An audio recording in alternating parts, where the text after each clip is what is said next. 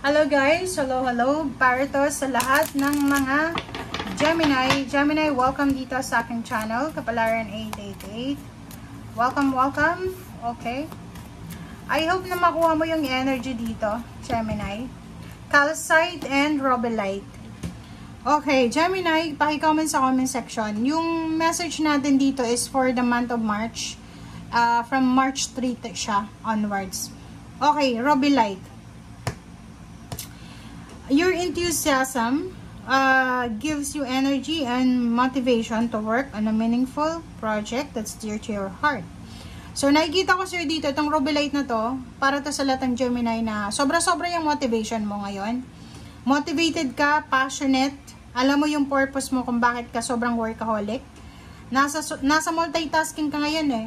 Ang dami-dami mong ginagawa. So, medyo imbalance yung situation mo. Parang yung Gemini nito is workaholic siya.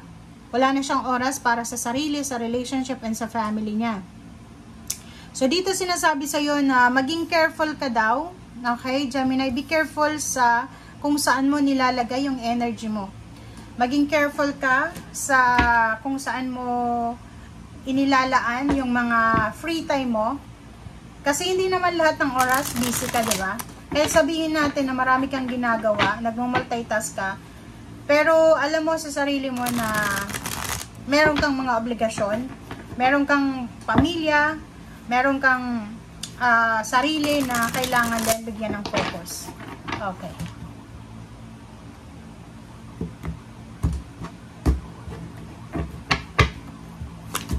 Okay. 8 of Cups. Nakikita ko sa'yo dito na posibleng sa relationship to. May Gemini dito na posibleng may nag-o-offer sa'yo ng stability sa relationship. Pwedeng nag-o-offer ng kasal, pwedeng may nag-o-offer sa'yo dito ng assistance, friendship, collaboration, partnership. But ang nakikita ko sa'yo dito, wala kang oras, so lalayo ka. Pwede nga na relationship ka and sobrang faithful ka sa karelasyon mo. Or pwede din na in a relationship ka, pero hindi ka na interesado sa karelasyon mo. Comment down below if you resonated. Okay.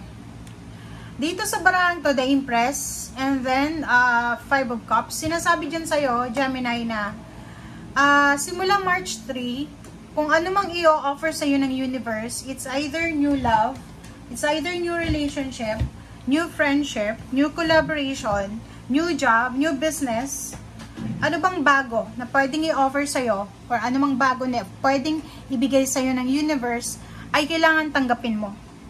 Pwedeng ano to, may maisip ka lang na bagong regimen sa buhay mo, sa lifestyle mo, or anything, sinasabi na kailangan mong sundin to. Makinig ka sa sinasabi ng iyong intuition, dahil pag hindi mo to ginawa,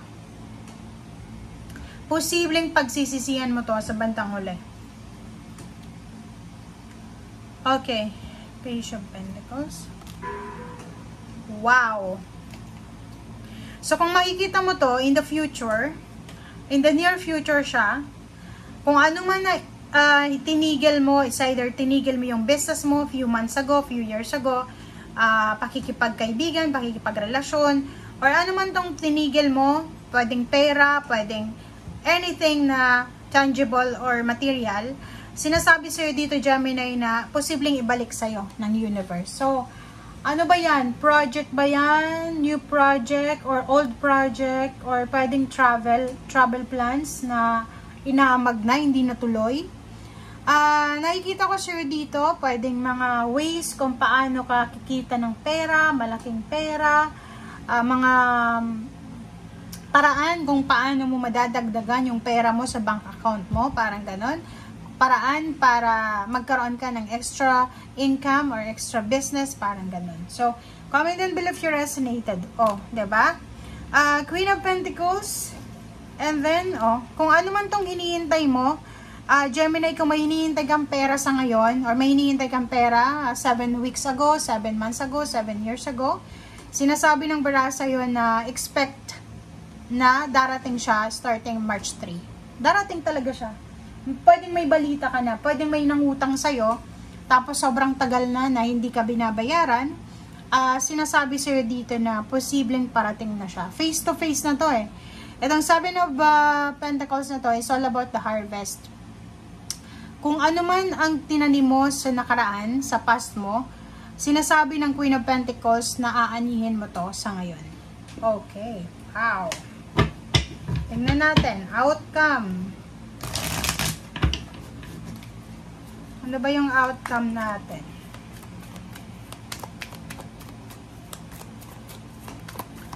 Gemini. Knight of Rods. Okay.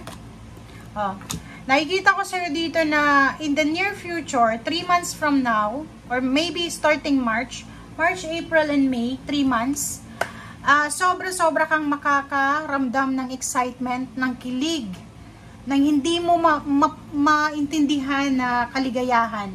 So, sa relationship man yan, or pwedeng sa mga nahang na trabaho, nahang na negosyo, nahang na possibilities and opportunities sa pera, nakikita ko sa'yo dito na sobra-sobra kang magiging masaya, sobra-sobra kang magiging happy.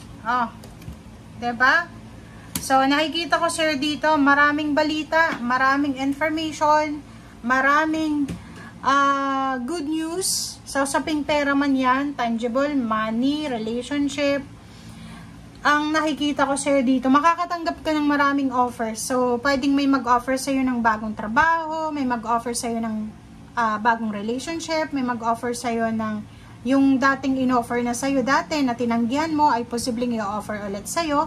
So, nandito yung The Hermit. Sinasabi ng The Hermit card sa'yo na kung medyo naguguluhan ka, medyo gulong-gulo yung isip mo kung ano yung gagawin mo, make sure na pag-isipan natin. So, reflect, meditate, contemplate, rejuvenate. Spend time with your family, spend time with your friends, spend time sa nature. Isipin mo na mahalaga din yung oras para sa sarili mo. So, wag mong i-pressure yung sarili mo, lalo kung hindi ka pa sigurado sa ngayon. Kung medyo naguguluhan ka, yung parang ang dami-daming offer, relationship, money, career, location, ang dami-daming offer. So, sinasabi sa'yo dito ng The Hermit, na make sure na hanapin natin yung liwanag, okay? Bago ka magdesisyon, mag-research ka muna. Pwedeng long distance yan, long term, international, local. Pag-isipan mo muna, isipin mo, tama ba itong gagawin ko? Tama ba to? Or kung hindi naman tama, sana gabayan ka, okay? Sana bigyan ka ng Panginoon ng mga tao na pwedeng makatulong sa'yo. Parang ganun. Ganun yung i-pray mo, okay? So, expect mo na makakarating sa'yo ang lahat ng mga mensahe, information, clarity na pwedeng kailangan mo para sa pag-usad ng buhay mo. Okay? Thank you guys. Bye!